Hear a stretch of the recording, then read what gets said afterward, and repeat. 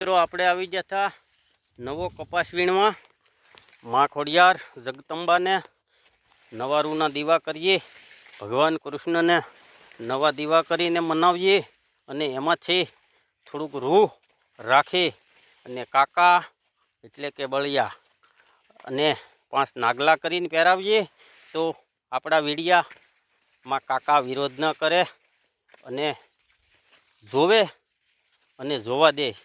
કાકા દીકરાના બખાડા મજા આયા।